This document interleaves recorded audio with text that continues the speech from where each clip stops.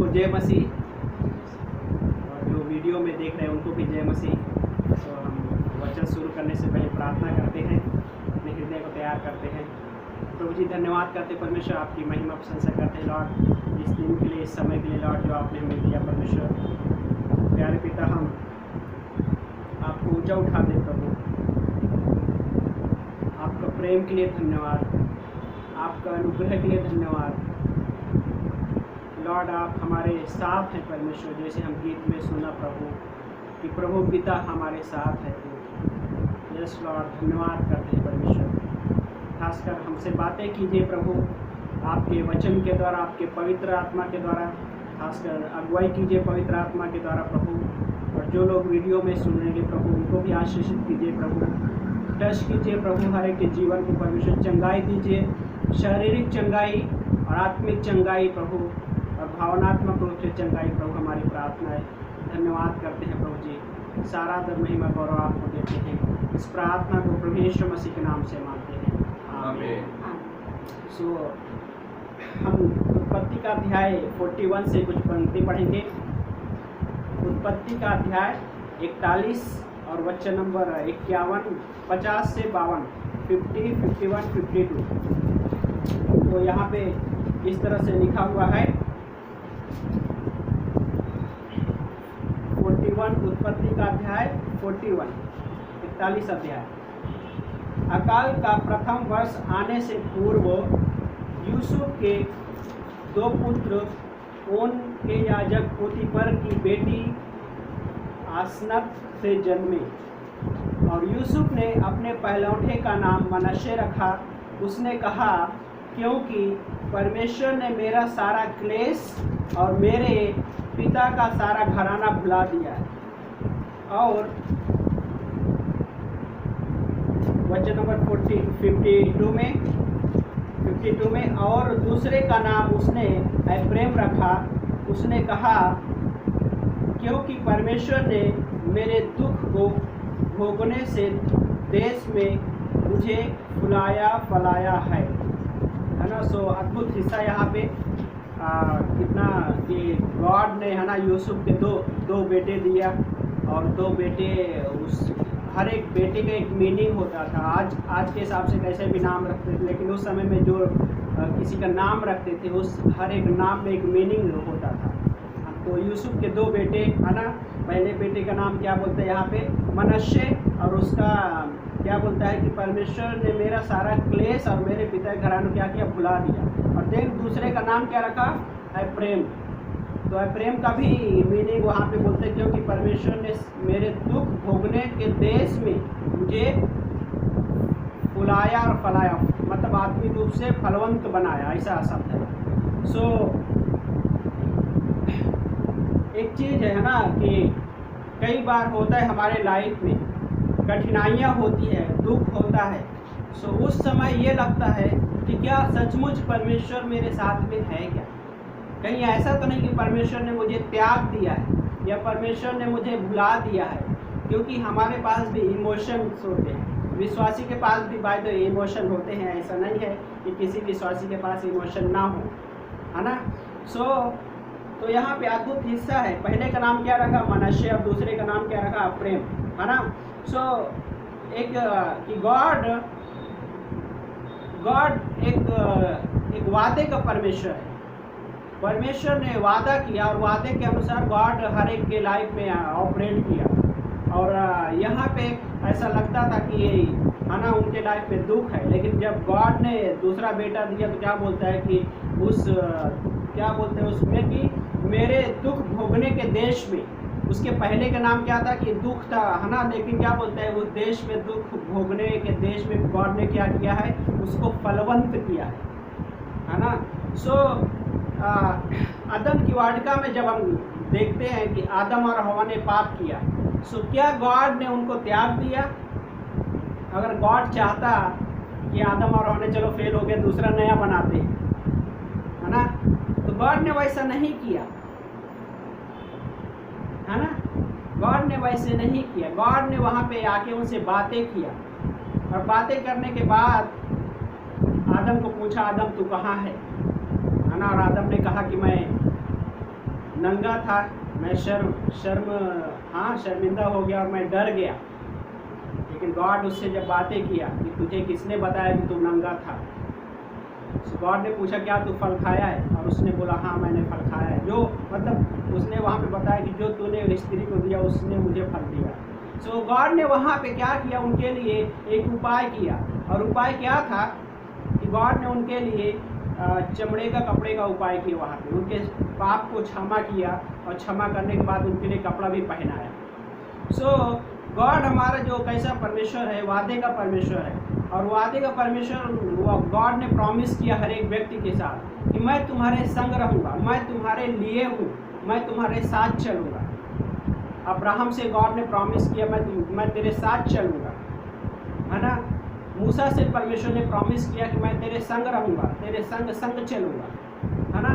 सो God का promise अद्भुत promise है। सो अदन की वाटिका में हम क्या देखते हैं कि अदन की वाटिका में पाप हुआ, लेकिन परमेश्वर आदम और हवा की ओर था। हम जब कठिनाइयों में होते हैं तो परमेश्वर हमारी ओर होता है, हमारे लिए होता है, हमको त्यागने वाला परमेश्वर नहीं है। हमारे लाइफ में, हर एक विश्वासी के लाइफ में ऐसा नहीं है कि हमेशा एक जैसा समय चलता है ना। हम सब फेल होते हैं, गॉड को पता है, लेकिन हमारे लाइफ का कुछ हिस्सा होता है कि गॉड अलाउ करता है वो चीज़ें, है ना। अगर गॉड चाहता कि आदम और हवा फल ना खाएं तो रोक सकता था, लेकिन वहाँ पे परमेश्वर ने जो स्वेच्छा दी है वो स्वेच्छा का क्या होता है। लेकिन गॉड क्या बोलते हैं, गॉड के पास भी स्वेच्छा है गॉड, लेकिन मनुष्य को भी स्वेच्छा दिया है। अगर स्वेच्छा का वहाँ पे रोक देता तो आदम और हवा को रोक देता फल खाने से, तो स्वेच्छा का आदर कहाँ होता वहाँ पे, है ना। कोई भी कह सकता है गॉड आपने स्वेच्छा दी है तो आप इस स्वेच्छा को क्यों रोक रहे हो, है ना। लेकिन गॉड ने रोका नहीं, होने दिया, अलाउ किया।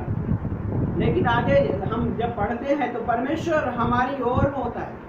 हम कैसे भी, कितना भी कठिन हालातों में क्यों ना हो, परमेश्वर हमारी ओर होता है, हमारे लिए वो परमेश्वर है। सो हमारे लिए परमेश्वर है तो उसके बारे में हम कैसे जान सकते हैं कि परमेश्वर मेरी ओर है, मेरे लिए है। सो उसके बारे में हम कैसे जानते हैं कि परमेश्वर मेरी ओर है।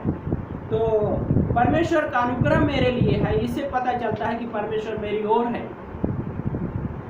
ना। और देन अगला कि परमेश्वर की करुणा है, इससे पता चलता है कि परमेश्वर मेरी ओर है। और अगला पॉइंट में कि उसका प्रेम मेरी ओर है, मेरे लिए है ना। और देन पवित्र आत्मा परमेश्वर ने मुझे दिया है, इससे पता चलता है कि परमेश्वर मेरी ओर है, मेरे लिए है। और परमेश्वर ने अपने पुत्र को हमारे लिए दे दिया, और इससे पता चलता है कि परमेश्वर मेरी ओर है, मेरे लिए है ना। परमेश्वर ने कलीसिया दिया है ना, इससे पता चलता है कि परमेश्वर मेरी ओर है, मेरे लिए है ना। और परमेश्वर ने सुसमाचार दिया है, और इससे पता चलता है कि परमेश्वर मेरी ओर है, मेरे लिए है ना। ये चीज़ें ये बताता है कि परमेश्वर हमारी ओर है, हमारे लिए है, हमको त्यागने वाला परमेश्वर नहीं है। जैसे जैसे हम मसीही जीवन जीते हैं तो लाइफ में ऐसी बहुत सारी चीज़ें होती हैं, गॉड हमको दिखाना चाहता है, गॉड हमको सिखाना चाहता है ना। सो लेकिन किस तरह से कह सकते हैं कि परमेश्वर मेरी ओर नहीं है, उसका अपोजिट में भी है ना। और वो कैसे कि जब हम पाप करते हैं, जब हम पाप में जीते हैं तो हमारी लाइफ बेसक हो जाती है। उस समय ऐसा लगता है कि परमेश्वर हमारी ओर नहीं है। क्यों? जब हम पाप करें, जब एक विश्वासी पाप में जीता है तो परमेश्वर की उपस्थिति का अनुभव नहीं कर पाएगा, एक्सपीरियंस नहीं कर पाएगा। परमेश्वर उससे बातें करना चाहता है, उस चीज़ को मिस कर देगा, है ना। लेकिन वो परिभाषित कर सकता है कि परमेश्वर मेरी ओर नहीं है ना। अपने आप से परिभाषा तैयार कर सकता है, लेकिन क्या वो सही है? नहीं। अगर परमेश्वर हमारी ओर नहीं होता तो परमेश्वर इस दुनिया में क्यों आता? परमेश्वर अपने पुत्र को क्यों भेजता इस दुनिया में, पाप की दुनिया में क्यों भेजता? वो दर्द झेलने के लिए उस क्रूस में क्यों भेजता अपने पुत्र को? हाँ, वो दर्द साधारण दर्द नहीं थे, है ना। वो शारीरिक पेन से ज्यादा वो पेन था जब पिता और पुत्र का संबंध टूट गया।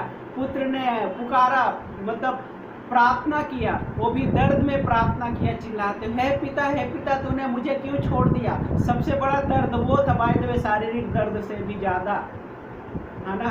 लेकिन सोचिए, अगर परमेश्वर हमारे लिए और हमारी ओर नहीं होता तो अपने पुत्र को यह दर्द क्यों देता ये दर्द, है ना। लेकिन परमेश्वर हमारी ओर है। यूसुफ ने क्या कहा कि परमेश्वर ने मेरे दर्द को भुला दिया है और भुलाकर मुझे फलवंत किया है, फ्रूटफुल बनाया है ना। और क्या है कि, है ना, ऐसा भी हो सकता है कि बीते हुए दिन हमारे होते ऐसा लगता है कि विश्वास के पहले बहुत सारे दिन अच्छे लाइफ थी, हम उसको देख के परिभाषित कर सकते हैं कि हमारा लाइफ अच्छा है, लेकिन नहीं। हमारे बीते हुए दिन विश्वास में आने से पहले अच्छे नहीं थे, है ना। अय्यूब के अध्याय में जब देखते हैं कि अय्यूब का लाइफ कैसा था, अय्यूब का अच्छा लाइफ था। अय्यूब के बारे में क्या बोलते हैं कि वो धर्मी था, हर दिन भेंट चढ़ाता था, हर दिन अपने बाल बच्चों के लिए, सबके लिए भेंट चढ़ाता था, दान करता था।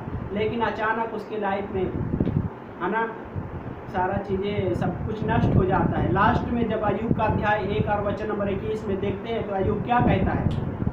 उसके पहले उसकी वाइफ बोलती है कि अभी भी तू अपने खराई पे टिका हुआ है, परमेश्वर को कोस और मर जा।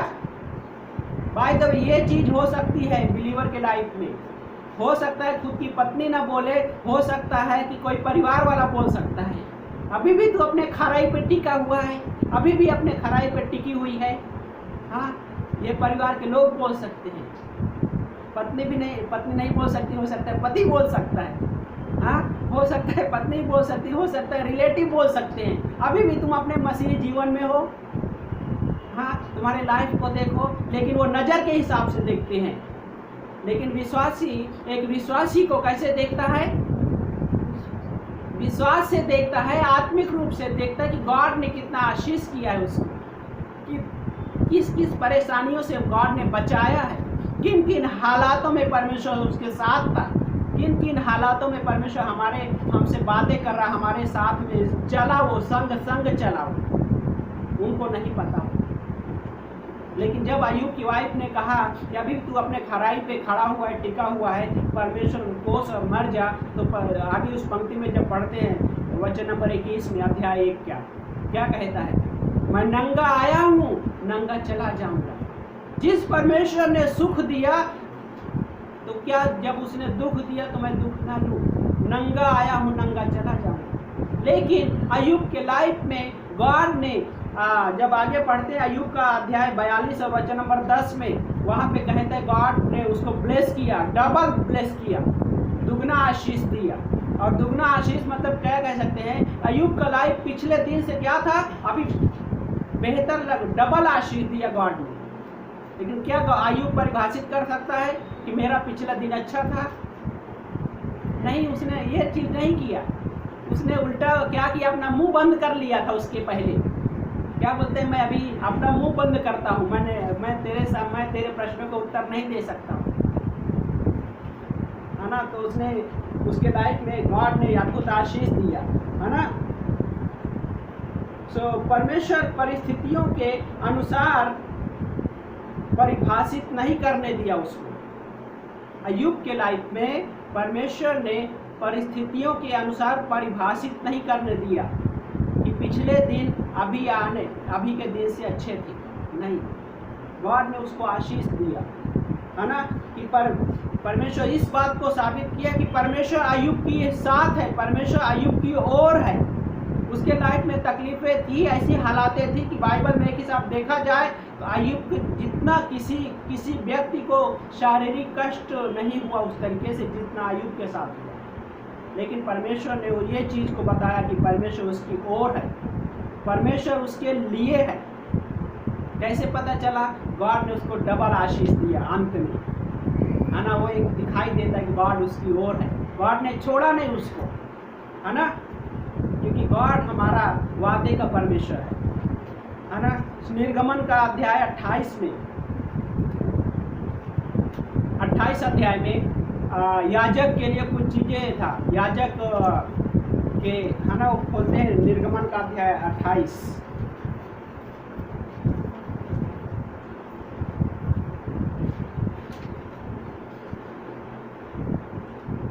है ना, याजकी सीना बंद, जब गॉड ने मतलब याजक के लिए सीना बंद जो बनाया था, सीने पे एक प्रकार का हिस्सा होता था बनाने के लिए, उसमें 12 पत्थर होते थे। उस सीने बंद में 12 पत्थर होते थे, और 12 पत्थर मतलब क्या रिप्रेजेंट करता था, 12 गोत्र, और 12 गोत्र के हर एक लीडर का एक नाम लिखा होता था, 12 गोत्रों का। और जब परमेश्वर के पास वो जाता था तो वो पहन कर जाना पड़ता था तंबू में, मतलब क्या बोलता है कि उनका नाम लिखा है, और क्या है वो अपने कंधे पे भी, है ना, वो उनका बोझ लेकर जाना। सो क्या बोलता है कि परमेश्वर, है ना, ये किस बात का तस्वीर दिलाता है, पिक्चर है कि ये परमेश्वर के दिल में मेरा नाम है और मेरा बोझ उसके कंधों पे है, समझे ना। ऐसे सीने में वो नाम रहता था सारे गोत्रों का। तो वो क्या दिखाता है कि परमेश्वर के हृदय में मेरा नाम है। यशायाह में क्या बोलता है कि परमेश्वर ने हमारा नाम अपनी हथेलियों में खोद रखा है। जब हम तकलीफ में हैं तो भी परमेश्वर हमारे नाम को देखते हैं अपने हथेलियों में कि कोई मेरा बेटा या बेटी क्या तकलीफ में है, हाँ, वो उस तरीके से देखता है और बोलता है गॉड मैं कैसे तकलीफ में छोड़ दूं, हाँ, उस चीज़ को परिभाषित भी करता है गॉड। क्या एक दूध पिलाती हुई माँ अपने बच्चे को छोड़ सकती है? हाँ, ऐसे हो भी सकता है, मतलब भूल सकती है क्या? गॉड बोलता है हाँ ऐसा हो सकता है, लेकिन फिर गॉड बोलता है मैं तुम्हें कभी नहीं छोड़ूंगा, कभी नहीं, है ना। वो परमेश्वर वादे का परमेश्वर, हमारा नाम अपने दिल में रखा और हमारा बोझ अपने कंधे पे लेके चलने वाला परमेश्वर है ना। यशायाह का 46 में जब पढ़ते हैं तो उस 46 में क्या बोलता है कि एक लकड़ी के हिस्से में क्या करते हैं लोग, कुछ में खाना पकाते हैं, कुछ में आग जला के उसको हाथ गरम करते हैं ठंडी में, बोलते हैं कि कितना अच्छा है, और कुछ लकड़ी का सामान, घरेलू सामान बनाते हैं, और कुछ लकड़ी का मूर्ति बना के क्या करते हैं उसको अपने कंधे पे लेके चलते हैं। लेकिन गॉड बोलता है कि मैं तुम्हें जन्म से लेकर बुढ़ापे तक मैं तुमको अपने कंधे पे लेके चलने वाला परमेश्वर हूँ, हमारा बोझ उठाने वाला परमेश्वर। यीशु मसीह ने कहा हे बोझ से दबे हुए लोग मेरे पास आओ, मैं तुमको विश्राम दूंगा। गॉड हमारा बोझ उठाने के लिए रेडी है, बोलते अपना बोझ मुझे दे दो और मेरा जो जुआ सहज है, हल्का है, वो अपने ऊपर ले लो। हाँ, गॉड हमारे साथ है, ये चीज़ें ये बताते गॉड हमारे साथ है, हमारे लिए वो परमेश्वर है ना। रोमियो का अध्याय 8 और वचन नंबर 26, है ना। उससे पहले एक चीज़ ये जो क्या बोलते हैं कि परमेश्वर मेरा जो नाम, हमारा नाम अपने दिल में रखा है और अपने कंधे पर हमारा बोझ रखा है, वो इस चीज़ का मतलब पिक्चर करता है कि पहला परमेश्वर का अनुग्रह और परमेश्वर का फिनिश्वर, संपूर्ण काम, समझे ना। अपने दिल में नाम हम सबका नाम रखा, ये परमेश्वर का अनुग्रह है, और हमारा सारा बोझ उसने अपने कंधे पे ले लिया है, ये संपूर्ण काम का हिस्सा है ना, संपूर्ण काम का हिस्सा ये। और रोमियो का 8:26 में जब देखते हैं तो वहाँ पे क्या लिखता है कि पवित्र आत्मा हमारी ओर है ना। और देन उसी अध्याय में वचन नंबर 31 में देखते हैं कि पिता हमारी ओर है ना, हमारी ओर, हमारे लिए है। रोमियो का 8:32 में जब देखते हैं कि पुत्र हमारी ओर है, हमारे लिए है ना। त्रिएक परमेश्वर हमारे लिए है और हमारे ओर है ना। जब हम कठिनाइयों में होते हैं तो भी वो परमेश्वर हमारे साथ होता है, हमारे लिए होता है। हमें जब हम कठिनाइयों में होते हैं तो ऐसा परमेश्वर हमको छोड़कर नहीं चला जाता है ना।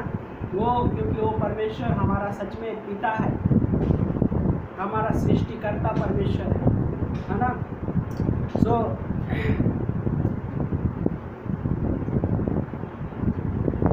जब रोमियो का अध्याय में हम उसी 8वें अध्याय में जब पढ़ते हैं, 8वें अध्याय में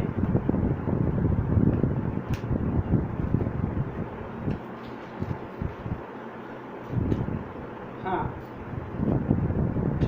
वचन नंबर 31 में क्या बोलता है, अब हम इन बातों के विषय में क्या कहें, यदि परमेश्वर हमारी पक्ष में है तो कौन हमारे विरुद्ध है ना। परमेश्वर हमारी ओर है, हमारे लिए है, हमारे पक्ष में, तो कौन हमारे विरोध में, हमारे विरुद्ध में, है ना। ये सवाल आता है।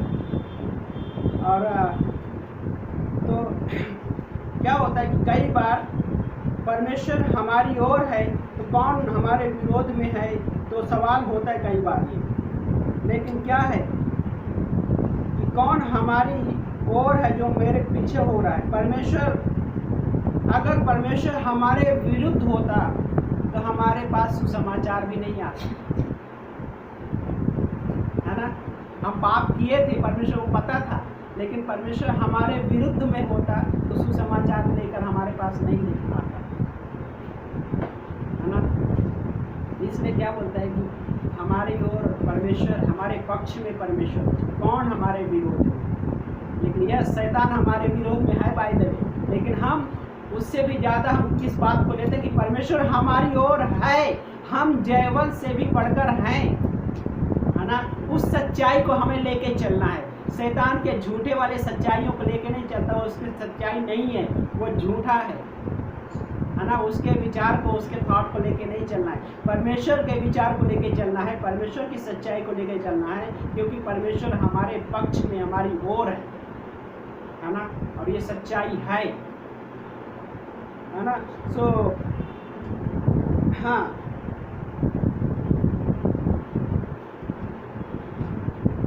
कई बार हमारे लाइफ में ऐसा लगता है कि परमेश्वर हमारी ओर नहीं है। सो परमेश्वर हमारी विरुद्ध नहीं है, लेकिन हम जो करते हैं उसके विरुद्ध में परमेश्वर है। हम पाप करते हैं, उसके विरुद्ध में परमेश्वर है। हम व्यभिचार में जीते हैं अगर, तो उसके विरुद्ध में परमेश्वर है। हम किसी आज के संदेश में, सुबह वाले संदेश में हमने कवर किए थे कि यदि हम किसी से नफरत करते हैं तो उसके विरोध में परमेश्वर है, लेकिन परमेश्वर हमारे विरुद्ध में नहीं है। याकूब के लाइफ में, याकूब सबसे धोखा देने वाला परमेश्वर था, फिर भी परमेश्वर उसके ओर था, उसके लिए था। परमेश्वर ने उसको त्यागा नहीं, है ना। जब हम ईर्ष्या में जीते हैं, जलन में जीते हैं किसी के प्रति, तब उसके विरोध में परमेश्वर होता है, लेकिन हमारे विरुद्ध में नहीं होता है परमेश्वर, है ना। हमारे विरुद्ध में नहीं होता। हर किसी के लिए गॉड ने अनुग्रह रखा है, हर किसी के लिए। लेकिन हम कई बार ऐसा हम परिभाषित कर सकते हैं कि परमेश्वर हमारे विरुद्ध में, इसलिए सारी चीज़ें हो रही है, एक एक करके हो सकती है ना। ऐसा चीज़ें हो सकती है, लेकिन परमेश्वर हमारे ओर है ना। सो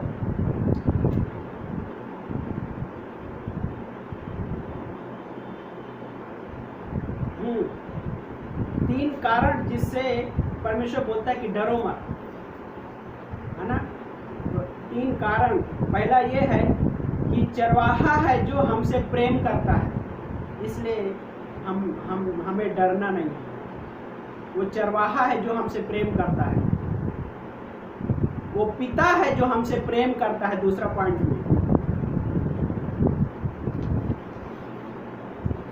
और तीसरे पॉइंट में वो राजा है जो हमसे प्रेम करता है ना। इसलिए हमें डरना नहीं है, परमेश्वर बोलता है। और हम इससे क्या जानते हैं कि हम परमेश्वर, हमारे ओर परमेश्वर है वो, है ना। अब देन उत्पत्ति का अध्याय 35 में वचन नंबर 18 पढ़िए एक जन, 35-18 पढ़ते हैं वहाँ पे। 35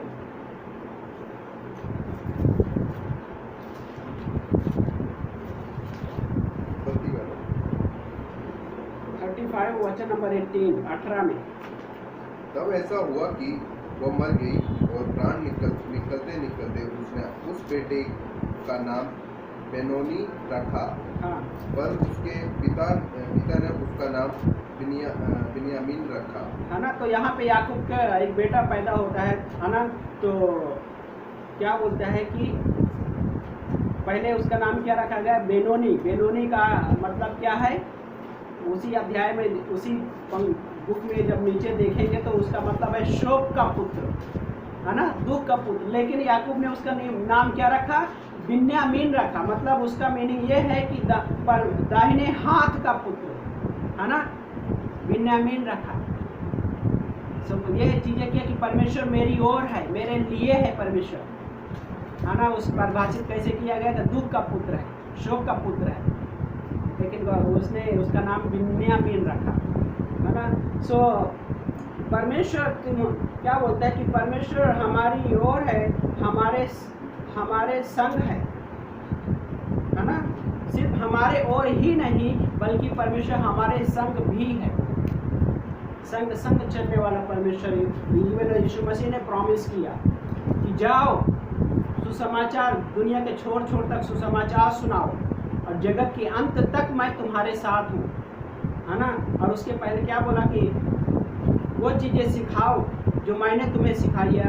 पिता पुत्र पवित्र आत्मा के नाम से बपतिस्मा दो। परमेश्वर बोलते जगत के अंत तक मैं तुम्हारे साथ हूँ। हमारे संग संग चलने वाला परमेश्वर, है ना। ये चीज़ हमें एक परमेश्वर दिलासा ही नहीं बल्कि हमको एक गारंटी देता है कि परमेश्वर हमारी ओर है, हमारे लिए है ना। सो क्या बोलता है कि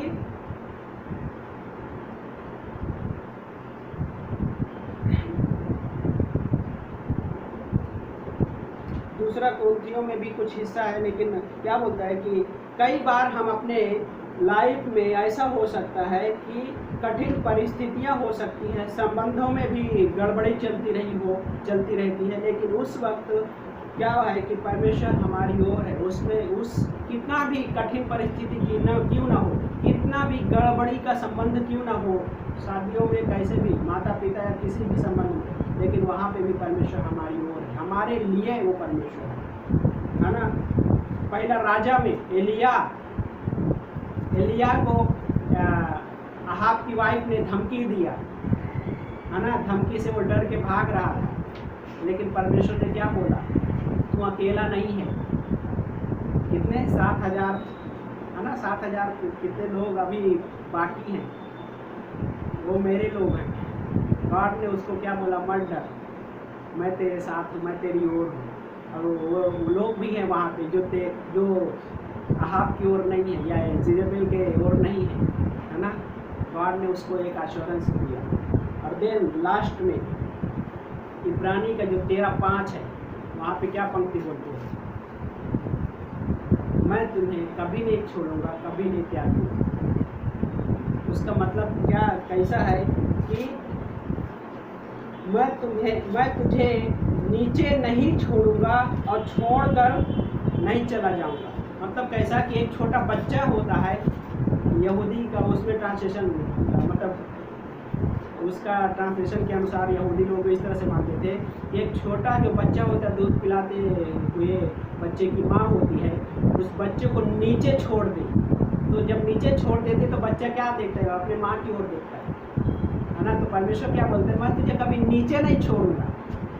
समझ रहे ना उसका मीनिंग क्या बोलते हैं? मैं तुझे कभी नीचे छोड़ूंगा नहीं और नीचे छोड़ के चला भी नहीं जाऊंगा, है ना। यशायाह का पंक्ति अनुसार क्या बोलता है कि मैं तुम्हें कभी, एक दूध पिलाती हुई माँ क्या अपने बच्चों को भूल सकती है? हाँ, परमेश्वर बोलता है हाँ, ऐसा हो भी सकता है, छोड़ भी सकती है, हाँ ऐसा हो सकता है, लेकिन मैं तुम्हें कभी नहीं छोड़ूंगा, कभी नहीं त्यागूंगा। और वही उसका मतलब ये है कि मैं नीचे छोड़कर ऐसे ही नहीं चला जाऊंगा। परमेश्वर ये बता रहा है कि मैं तुम्हारी ओर हूँ, तुम्हारे लिए हूँ, हमारे लिए वो आया। हम क्या बोलता है? हमारे लिए यशायाह 9:6 हमारे लिए एक पुत्र दिया गया है, हमारे लिए, है ना। हमारे लिए एक बालक जन्मा है, हमारे लिए, हाँ, इस दुनिया के लिए बाय द वे है। और खास कर हम ये बोल सकते हैं मेरे लिए, मेरे लिए यीशु मसीह आया। क्या इस तरह से बोल सकते हैं, मेरे लिए आया यीशु मसीह? जब हम इस तरह से उस चीज़ को कहते हैं तो गॉड हमको पता है क्या, एक अद्भुत तरीके का एश्योरेंस देता है, यस मैं तेरे लिए ही आया हूँ इस दुनिया में, है ना। गॉड हमको क्या है कि हमको संभालने वाला परमेश्वर, सुरक्षा देने वाला परमेश्वर है, और जब जन्म से लेकर अंत तक हमको सुरक्षा देने वाला परमेश्वर है ना। आमीन। आइए प्रार्थना करते हैं। पवित्र परमेश्वर धन्यवाद करते हैं प्रभु यीशु मसीह, राजाओं के राजा प्रभु के प्रभु, आपके नाम को ऊंचा उठाते, जो धन्यवाद करते जो आपने हमारे लिए इस दुनिया में आए प्रभु यीशु मसीह। पिता धन्यवाद करते कि आपने हमारे लिए अपने पुत्र को इस दुनिया में भेजा कि हमारे पाप लेकर उस क्रूस पे बलिदान हो सके और तीसरे दिन जी उठे। धन्यवाद करते हैं परमेश्वर कि आप हमारी ओर है परमेश्वर, आप हमारे लिए है प्रभु यीशु मसीह। धन्यवाद करते प्रभु, जब हम तकलीफ़ों में होते हैं फिर भी आप हमारे लिए और हमारी ओर होते हैं परमेश्वर। हमें छोड़ कर न जाने वाले परमेश्वर आप है प्रभु यीशु मसीह। धन्यवाद करते हैं परमेश्वर, राजाओं के राजा प्रभु के प्रभु, धन्यवाद करते हैं। ब्लेस कीजिए प्रभु हर एक परिवार को प्रभु, सामर्थ दीजिए प्रभु हर एक परिवार को प्रभु, हर एक के लाइफ में परमेश्वर इस बात का प्रभु एश्योरेंस पक्के रूप में प्रभु समझाइए कि आप उस व्यक्ति के लिए हैं प्रभु, आप उसके जीवन के लिए इस दुनिया में है परमेश्वर। कठिन ऐसा लग रहा होगा कि कठिन परिस्थितियां हैं, कोई नहीं सुन रहा है, कोई उत्तर नहीं आ रहा है, वो चीज़ें हालातें नहीं बदल रही हैं, लेकिन परमेश्वर आप पवित्र आत्मा के द्वारा आप बताइए कि आप उसके लिए हैं, आप उसके ओर हैं परमेश्वर। यस प्रभु, धन्यवाद करते हैं परमेश्वर, हेल्प कीजिए समझने के लिए इन सच्चाइयों को प्रभु कि आप हमारे लिए इस दुनिया में आए प्रभु। धन्यवाद करते हैं परमेश्वर।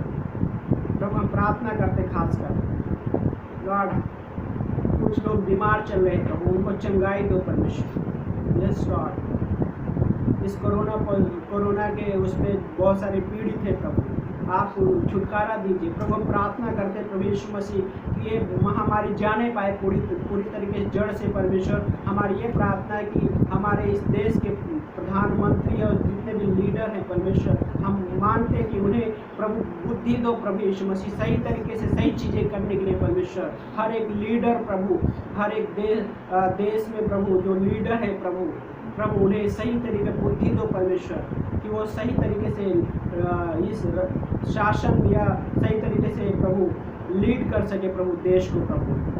हाँ प्रभु, हमें पता है कि संपूर्ण भ्रष्टता इस दुनिया में है, शैतान ने लेकर आया है, लेकिन प्रभु यीशु मसीह आप उस सारी चीज़ों को प्रभु आप सही कर सकते हैं परमेश्वर। हेल्प करो परमेश्वर, ये महामारी पूरी तरह से जड़ से खत्म होने पाई इस देश से परमेश्वर। हमारी प्रार्थना प्रभु, लोग प्रभु वो आज़ादी में जी सके परमेश्वर, जो आज़ादी आपने दिया है प्रभु यीशु मसीह, उस क्रूस पर आज़ादी दिया है प्रभु। आपने सारे का सारे इंसान का पाप अपने ऊपर ले लिया है प्रभु, और आपने आज़ादी देने का प्रॉमिस दिया है प्रभु। यदि कोई भी मेरे नाम में विश्वास करता है उसके सारे पाप क्षमा कर दिए जाएंगे और वो आज़ाद हो जाएगा, शैतान से आज़ाद हो जाएगा, शैतान की उन चीज़ों से आज़ाद हो जाएगा प्रभु। धन्यवाद करते हैं परमेश्वर, बहुत सारे नशे की चीज़ों से आज़ाद हो जाएगा, आपने प्रॉमिस किया प्रभु, और प्रभु आप छुटकारा देते हैं परमेश्वर। हाँ, बहुत सारे बंधनों से प्रभु छुटकारा देता है परमेश्वर। धन्यवाद करते हैं प्रभु यीशु मसीह। हम प्रार्थना करते हैं यदि आप वीडियो देख रहे हैं, ये मैसेज सुन लिए आपने सुन रहे हैं, तो इस वक्त जहाँ कहीं भी हैं उस जगह में आप अपनी आंखें बंद करके ये प्रभु यीशु मसीह को आप अपने जीवन में स्वीकार कर सकते हो। आपको प्रभु यीशु मसीह आज़ादी का जीवन देना चाहता है, बहुत सारे बंधनों से छुटकारा देना चाहता है, बहुत सारे रिलेशन में चंगाई लेकर देना चाहता है, क्योंकि वो परमेश्वर चंगा करने वाला परमेश्वर है। संबंधों को प्रभु वो फिर से जोड़ने वाला परमेश्वर है, वो अद्भुत सलाहकार है। आपके जीवन में वो सलाह लेकर आना चाहता है जो इस दुनिया में सलाह नहीं है, क्योंकि वो इस दुनिया का राजा है, क्योंकि वो इस दुनिया को बनाया है, वो आपको और हमें बनाया है। यदि आप जहाँ कहीं भी ये प्रार्थना सुन रहे हैं तो मेरे पीछे ये प्रार्थना कह सकते हैं, यीशु मसीह मैं आपके नाम में विश्वास करता हूँ, यीशु मसीह मैं आपको अपना उद्धारकर्ता के रूप में स्वीकारता हूँ, यीशु मसीह मैं अपने पापों से क्षमा मांगता हूँ। प्रभु प्रभु यीशु आप मेरे जीवन में आइए, मेरे जीवन में काम कीजिए। ये छोटी सी प्रार्थना आप अपने दिल में करिए जहाँ कहीं भी है। बाइबल आपको वचन देता है, यीशु मसीह आपको प्रॉमिस करता है कि आपके सारे पाप क्षमा करते हैं। धन्यवाद करते परमेश्वर, धन्यवाद करते परमेश्वर, आपको महिमा दे दे राजा। ब्लेस करो परमेश्वर, जो इस दुनिया बहुत सारे लोग परिस्थितियों से जा रहे परमेश्वर, आर्थिक परिस्थितियों से जा रहे परमेश्वर, जॉब का कंडीशन खराब है परमेश्वर, घर का कंडीशन खराब है परमेश्वर, लेकिन हम प्रार्थना करते प्रभु यीशु मसीह आप उनके जीवन में आइए परमेश्वर, उनके जीवन को टच कर दीजिए प्रभु, और उनके जीवन में प्रभु बदल दीजिए उन परिस्थितियों को प्रभु। हमारी प्रार्थना है, धन्यवाद करते हैं राजा, धन्यवाद करते हैं। धन्यवाद के साथ इस प्रार्थना को प्रभु यीशु मसीह के नाम से मांगते हैं, आमीन।